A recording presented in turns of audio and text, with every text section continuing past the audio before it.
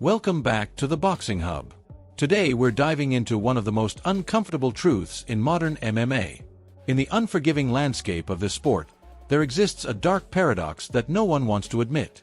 When a fighter reaches absolute, undeniable greatness like Islam Makhachev has in 2026, they create a problem that slowly eats away at their own star power. The Dagestani champion didn't just win the welterweight title, he made it look easy. After vacating lightweight and dominating Jack Della Maddalena at UFC 322, Makhachev's win streak now sits among the greatest in UFC history. His wrestling is suffocating, his grappling is chain-link tight, and his fight IQ is on another level. But here's the curse nobody talks about. When your skill set becomes so impenetrable that fans can no longer imagine a real threat, the drama dies. The entire thrill of MMA lives on uncertainty, that electric moment when anything can happen, when an upset feels possible. Yet with Makhachev, every top contender... I just had an argument with Mike Bond, and it was about Islam, and I gotta tell you, I was being a bit of a jerk, but that's not where my heart was. Let me explain. Mike starts telling me, he's asking me questions. I was a guest on The Bonfire. And the way the segment worked is he was going to give me hot takes and then get my response to it. And we come to Islam and he says, we're anticipating the return of Islam, finishes his question. And I answered the question on the hot take. I said, but I challenge the premise of your question. I don't believe that you are anticipating the return of Islam. I don't believe you.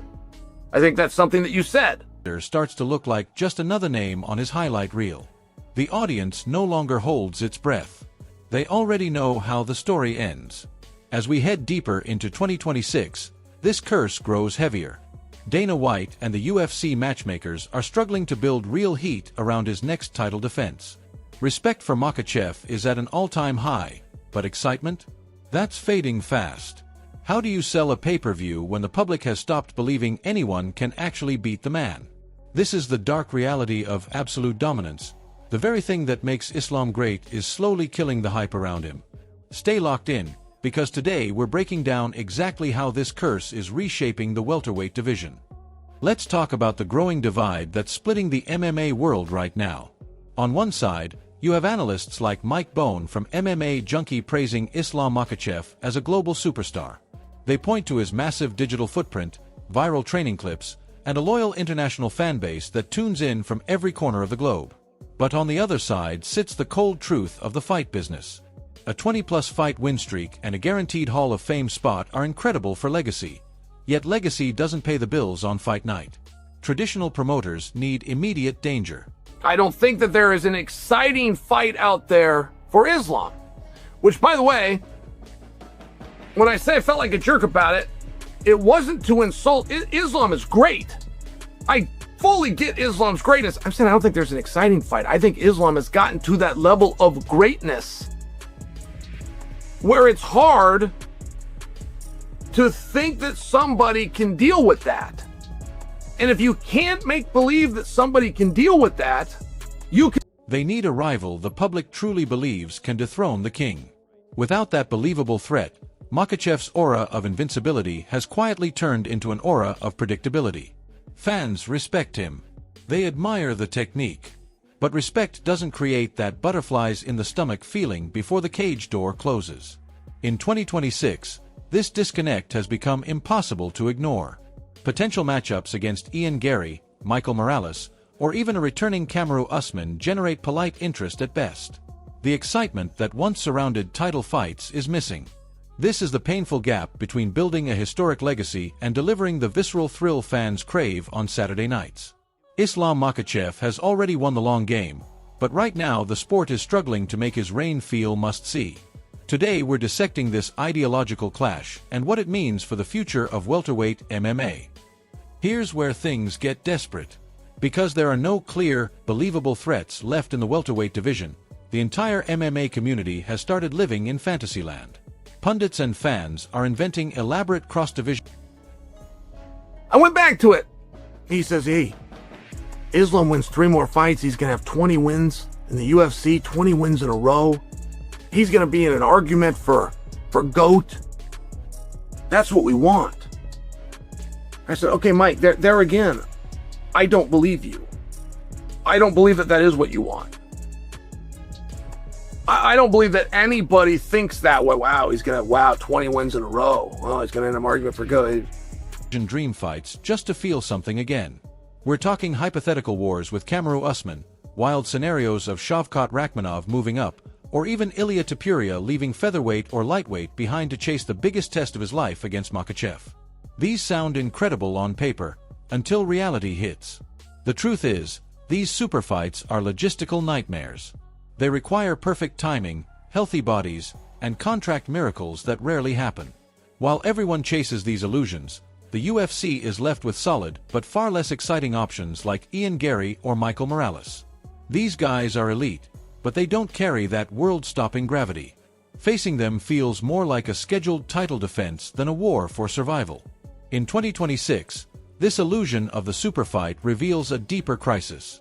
When the champion sits so far above everyone else, promoters are forced to sell dreams instead of real danger. We're breaking down why these fantasy matchups keep failing and what the UFC must do before the welterweight division falls completely asleep. Exciting fight or not? Do you have an exciting opponent or not?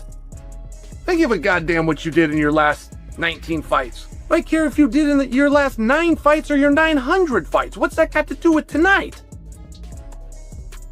But what if the answer isn't finding a mythical super opponent? What if the solution is creating an unstoppable alliance that shocks the entire sport? Imagine the earthquake that would hit MMA if Islam Makhachev locked himself in a long-term training camp with Khamzat Chimaev, the most chaotic, terrifying force in the game today. This wouldn't be casual sparring. This would be the birth of a Dagestani-Chechen syndicate, 2 absolute monsters pushing each other to the absolute limit every single day. Picture the leaked footage, Makhachev's technical precision meeting Chimaev's smothering pressure. The wrestling wars. The brutal pace. The evolution happening behind closed doors. Suddenly, the conversation changes. Instead of asking, who can beat Makhachev? The world starts asking, what kind of upgraded monster is he becoming? In 2026, this ultimate synergy could be the spark the division desperately needs. The public wouldn't just watch his next title defense, they would be obsessed with witnessing the new dimensions added to an already terrifying game. This is how... By the way, I think it's Kamaru Usman, but I'm not going to get my way. Kamaru has already said that the UFC has let him know that they're not going to go in that direction. Great, and there's another very interesting one. And not necessarily today. A year ago, and maybe we need another year in the future, but that would be Rakhmonov. Rakhmonov would be a very interesting fight, at least on paper. You turn predictability into pure spectacle. Today we explore whether this partnership is realistic and how it could completely rewrite Makhachev's reign. This kind of dark, relentless partnership would completely redefine what stardom looks like in the digital age. It wouldn't just sell tickets or pay-per-views, it would dominate the internet. Every leaked sparring clip, every rumor about new techniques being shared, every whisper about a Chimaev upgraded Makhachev would break the timeline. The hype would no longer depend on the name of the opponent. It would be fueled by the terrifying evolution of the champion himself. Even a standard title defense would feel like a violent unveiling of a more lethal machine. This is how a fighter stops competing just for wins and starts building a cinematic legacy that transcends the sport.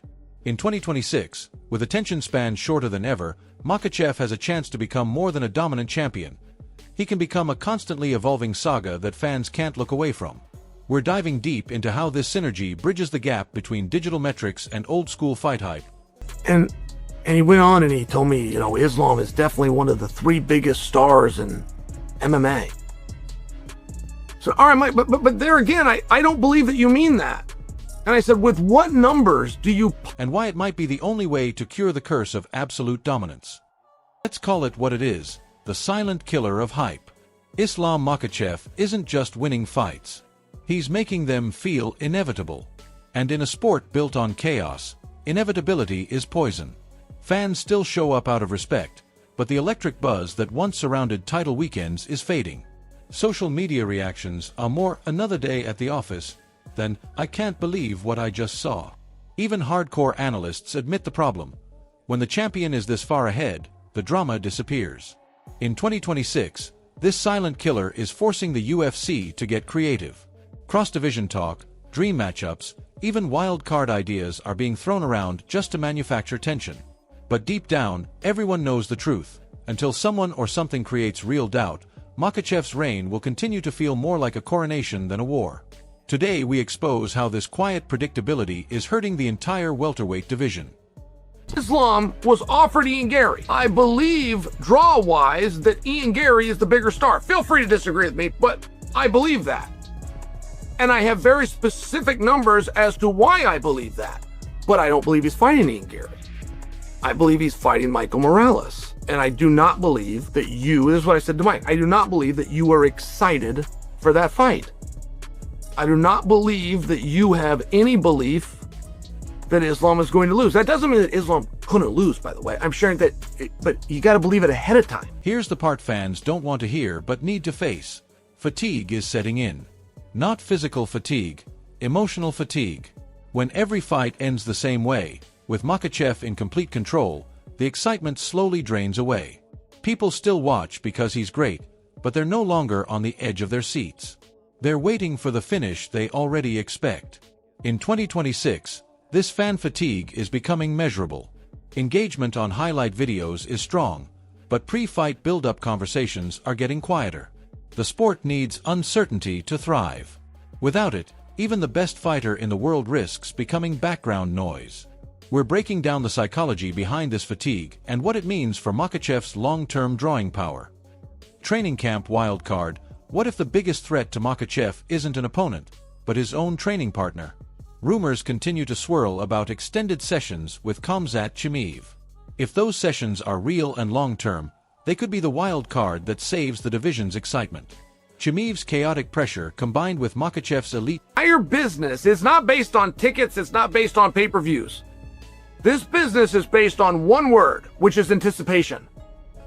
It does not matter how great the fight was. I know that you're told that. It does not matter if SportsCenter breaks off the clip and plays it. The only way to do business is to have somebody. Technique creates the perfect pressure cooker. The evolution that could come out of that camp would give fans something new to obsess over. Instead of focusing on who he fights, they'd focus on how dangerous he's becoming. This training camp wildcard might be exactly what 2026 needs to bring the hype back to life. The biggest battle in MMA right now isn't inside the cage, it's between legacy and entertainment.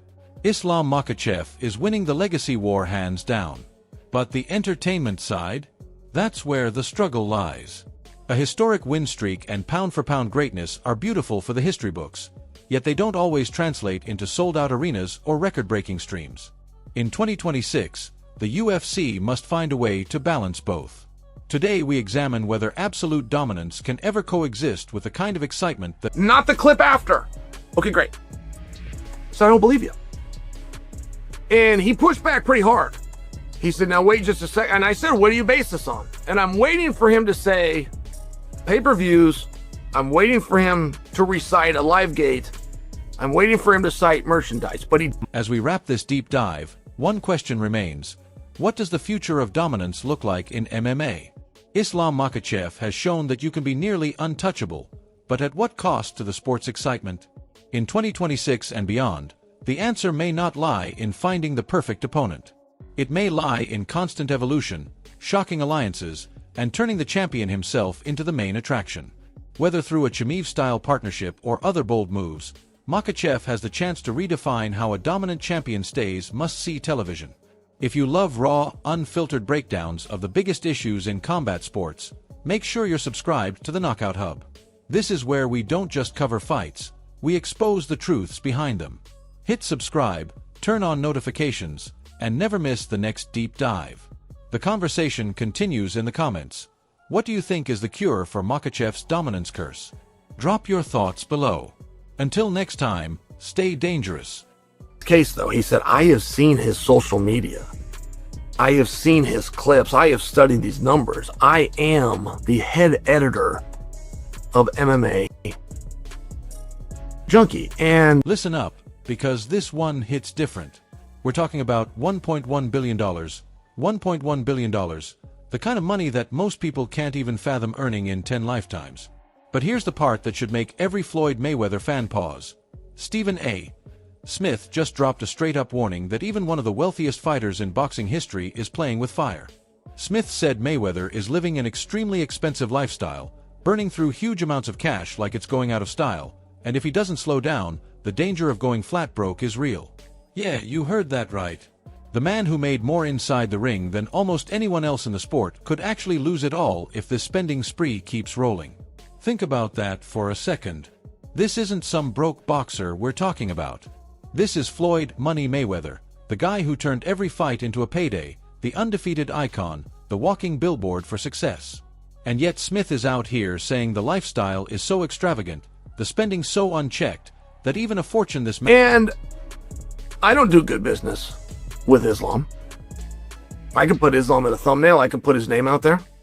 I don't get big interactions from you guys. So I was wondering what he was looking and talking about. Massive can evaporate. It's not hype. It's not exaggeration. It's a cold, hard caution from someone who's seen athletes rise and fall for years. One bad habit, one unchecked purchase after another, and suddenly the empire starts cracking. That's the reality Smith laid out, and it's the kind of truth that sticks with you. Because if a guy with $1.1 billion can stare down financial ruin from overspending, what does that say about the rest of us chasing the dream? This isn't just gossip. It's a warning shot across the bow for anyone who thinks money made is money kept. And right now, as Mayweather gears up for his big comeback, that warning feels more urgent than ever. Stay locked in, because this story is only getting started, and the numbers don't lie. Broke it down crystal clear, and it's the kind of explanation that makes you sit up straighter. Non-stop spending on luxury items, those massive homes, the over-the-top lifestyle, it doesn't just nibble at your wealth. It devours it. Smith explained that this kind of constant outflow can rip through. If you have Islam specifically that shows up for an interview, there is a part of the world that tunes in even the largest fortunes faster than most people can keep up with. And then he dropped the real gut punch. If you're not managing the money wisely, all that huge income you pulled in from boxing matches and business deals, it can vanish quicker than you ever imagined. Let me put it in plain English. You grind for years, you take those brutal fights, you build the empire, you stack the kind of checks that make headlines, and then you turn around and watch it bleed out because the lifestyle never slows down. Smith wasn't being dramatic for clicks. He was laying out the math that too many athletes ignore until it's too late. Luxury cars, private jets, endless parties, multiple properties, it all adds up, and it adds up fast. The money that once felt infinite suddenly starts looking very finite when the spending never stops. And here's what makes this hit so hard. This isn't theory. This is the reality facing one of the highest-paid athletes of all time. The same guy who earned more than any other boxer in history is now being told that without smart— But I felt a little bad about it, I must tell you. I felt like I was being a jerk to Islam. And Mike just kept going to a hypothetical fight that would be Ilia Topuria beating Justin Gaethje, leaving the division, going to 170, and taking on Islam. And that was another one where I kept pushing back, saying, man, I don't disagree. Management, it could all disappear in the rearview mirror. Smith made it simple. Poor money management doesn't care how big your last payday was. It eats everything if you let it. And right now, with Mayweather stepping back into the spotlight, that message feels like a spotlight on the one thing nobody wants to talk about. What happens when the party keeps going but the bank account doesn't? This is the kind of breakdown that separates the smart money from the flash. Pay attention, because this is exactly how fortunes go from legendary to gone. Despite earning more money than any boxer in history, Floyd Mayweather still ended up staring down bankruptcy. After years of wild, unchecked spending, the man who once looked untouchable showed the world a brutal truth. Huge riches can vanish when money is handled poorly. That's not speculation, that's the cold record. The same fighter who built a billion-dollar empire through sheer dominance in the ring later found himself in financial quicksand because the spending never matched the earning. Let's not sugarcoat it. This is Floyd Mayweather Jr. we're talking about, the guy who made boxing pay like no one else. He cashed checks that broke records. He lived— I will just remind you exactly 1 year ago today, exactly to the day, Ilia Topuria announced that he was moving to the division and called out Islam, who had not yet announced that he was leaving the division. So the idea of trying to make this really big fight down the line that we could have made 1 year ago. The life every kid dreaming of the big leagues fantasizes about. And yet, after all of that, bankruptcy came knocking. Years of wild spending, the mansions, the cars, the flash, caught up, and the fortune that looked permanent started to crumble. It's the ultimate cautionary tale wrapped in a multi-million-dollar bow. What makes this sting is how avoidable it feels on paper. You earn more than anyone before you. You dominate the sport. You build the brand. And still, poor money management turns the dream into a nightmare. Smith and others have pointed it out. When you treat money like it'll always be there, it eventually isn't. Mayweather's story isn't just about one man falling off. It's about how quickly the shine wears off when the spending outruns the strategy. And now, as he prepares for this massive 2026 comeback, that history is hanging over everything. The same guy who once proved the doubters wrong in the ring is now talking about the big fight that you would be excited for. And we would be excited for that. You're talking about a fight with a guy in a completely different division. I feel that you're proving my point. If you're arguing a make-believe fight against a guy that's already got an opponent and is in a different division, and that's your argument as to why this guy is so anticipated. He's not going to fight that guy. He's going to fight Ian Gary, or he's going to fight Morales. Of which, by the way, I'm very confident is. Unforgiving world of professional boxing, an unblemished record is the holy grail. For over 2 decades, one man stood as the untouchable ghost of the squared circle, painting a masterpiece of defensive brilliance to build a perfect 50-0 record. He branded himself with a single, undeniable concept: money. His entire public persona was meticulously crafted around an aura of extreme, unreachable wealth, characterized by private jets crossing the globe, custom hypercars lining massive driveways, and an absolute dominance over the financial landscape of combat sports. Diamond-encrusted watches worth millions, sprawling estates in Las Vegas, and social media posts flaunting towering stacks of cash became his signature. Fans and critics alike were mesmerized by the spectacle of a fighter who seemed to have conquered not only his opponents but the very concept of money itself. Mayweather turned every fight into a financial event, generating pay-per-view numbers that shattered records and earning him the title of the highest-paid athlete multiple years running. But suddenly, the impenetrable armor surrounding this boxing legend faced a completely different kind of strike. Reports began to surface in 2025 and intensify. Where does that stand? Do I have it wrong? Do I have it wrong? I know when Chimaev went out and tackled Dricus du Plessis for 25 minutes, you guys were unpleased. I know when Islam got out of the ring with Jack Del Maddalena, into 2026, sending shockwaves through the fighting community and beyond. These reports linked the undefeated icon to a staggering financial scandal involving hundreds of millions of dollars and whispered the once impossible word: bankruptcy. Court documents, creditor lawsuits, and investigative pieces detailed mounting debts, foreclosures on commercial properties, a high-interest $54 million loan, unpaid taxes, and legal actions from luxury vendors and landlords. For a man who built his entire legacy on never taking a hit and outsmarting every opponent, this was a massive public blow. The sheer idea that the richest athlete in combat sports history could be tangled in a catastrophic financial collapse created immediate tension, forcing the notoriously proud fighter into a corner he had never seen inside the ring. The contrast was jarring. While Mayweather continued to post images of luxury and cash, public records painted a picture of liquidity pressure, liens on vehicles and aircraft, risks to his Las Vegas strip club property over unpaid taxes exceeding $52,000, and multiple lawsuits seeking hundreds of thousands to millions in unpaid rent, jewelry, and exhibition purses. Veteran observers noted that the aura of invincibility